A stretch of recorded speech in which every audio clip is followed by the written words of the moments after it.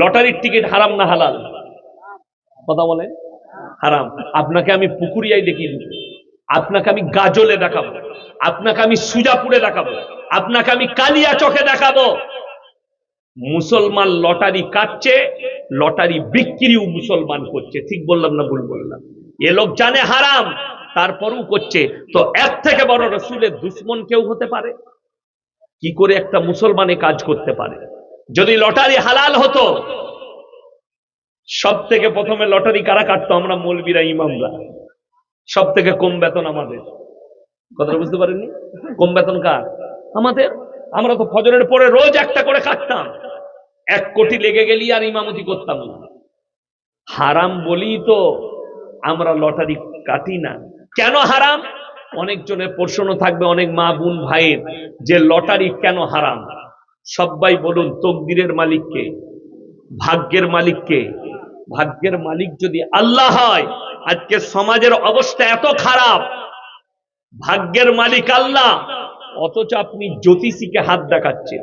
যারা জ্যোতিষীকে হাত দেখাবে, কোন মৌলবীকে হাত দেখাবে, নিজের ভাগ্য পরীক্ষার জন্য সঙ্গে সঙ্গে কাফের হয়ে যাবে, বেঈমান হয়ে যাবে, তাকে কালমা পড়ে মুসলমান আনতে হবে।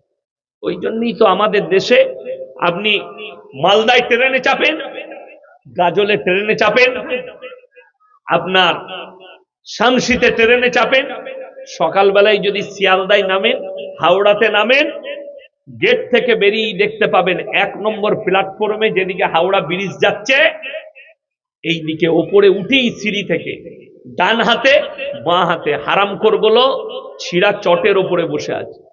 কিসের ওপরে বললাম? ছিঁড়া চট। অ্যাটার্চি খুলে রেখেছে, অ্যাটার্চির ভেতরে খালি আংটির পাথর, সামনে একটা ফালনামা বিচুইছে, বুঝলেন?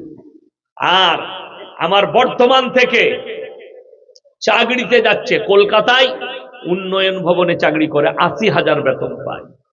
কেউ আপনার নবান্নে চাকরি করে 1 লাখ বেতন পায়। কেউ আপনার প্রফেসর, কেউ ইঞ্জিনিয়ার, কেউ সফটওয়্যার ইঞ্জিনিয়ার। বর্ধমান থেকে 2টো লাইন যাচ্ছে কলকাতায়, হাওড়ায় 2টো, একটা লয়, একটা কড লাইন, একটা ম্যান লাইন।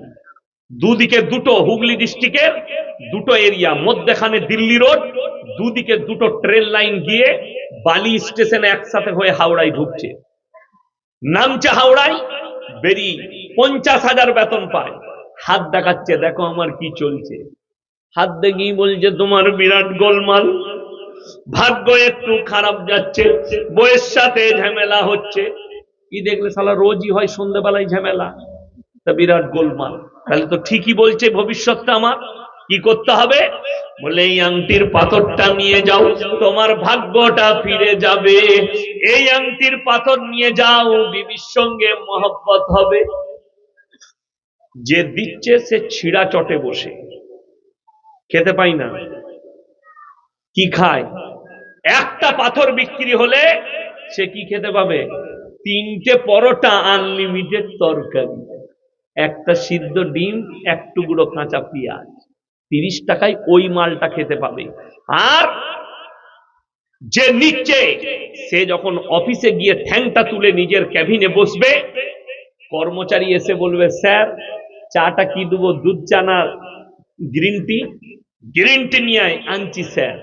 প্লেটটা এসে ধরিয়ে দিবে, 50,000 বেতন পায়। ভাগ্যের পাথরটা যে দিচ্ছে, সে ছিঁড়া চটে বসে আছে, একবারও বলতে পারে না এই ভাগ্যের পাথরটা তোর গলায় বান, না হলে কাছে রাখ, কাল থেকে মমতা খালার পাশে বসবি। কথাটা বুঝতে পারেননি? তুই কেন ছিঁড়া চটে বসে? ভাগ্যটা কার প্রয়োজন? যেমন আমাদের অনেক লোক বুঝে না, কি বুঝলেন? ব্যবসা করছে, প্রত্যেক দিন 10,000 রোজগার করে, 3 × 10 কত? 30, 3 লাখ টাকা মাসে। আর মৌলবীর বেতন পুরো মাসে 10,000, মাস গেলে 10,000। কিন্তু 3 দিন যদি দোকান ভালো না চলে, ব্যবসা একটু যদি গোলমাল ডামাডোল যায় কম বেশি, ও হুজুরের কাছে হাজির, হুজুর বরকতের তাবিজ দে। আপনাকে দেখিয়ে দেবো, মালদা জেলায় বিক্রি হচ্ছে, কালিয়াচক থেকে শুরু করে। আমি তো একবার কালিয়াচকে রাত্রে দাঁড়িয়েছিলাম, 2-4 জন মারার পরিস্থিতি নিয়েছিল, আমি তাড়াতাড়ি গাড়ি ছেড়ে বেরিয়ে গেলাম। তো দুঃখটা ওই জায়গায় নয়, ইমামের বেতন 10,000, যে বরকতের তাবিজ লিখছে সে হচ্ছে 3 লাখ টাকা রোজগার করে। বরকতের তাবিজটা ইমামকে লাগবে না ওকে লাগবে? আপনারা বলুন।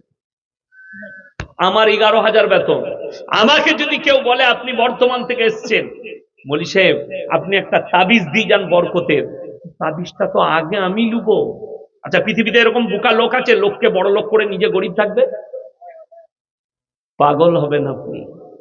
সবাই চাই আমি আমার কাছে টাকা আসুক, তো আমাদের তাবিজে যদি তোমার বরকত হতো বোকা, আমরা মৌলবীরা আগে বড় লোক হতাম। এই সমাজের অনেক ছেলে বুঝে না, কি বুঝলেন? আমি খালি চিন্তা করি, আমাদিকে অনেক শিক্ষিতরা বলছে এরা মাদ্রাসা ছাপ। আমার কমেন্টে দেখবেন কিছু মুতখোর আর গোবরখোর কমেন্টে বলছে এরা মাদ্রাসায় পড়া মৌলবি, মাদ্রাসা ছাপ। তোরা জানিস মাদ্রাসা আমাদের দেশে রাজ কারা করছে? আপনারা জানেন না?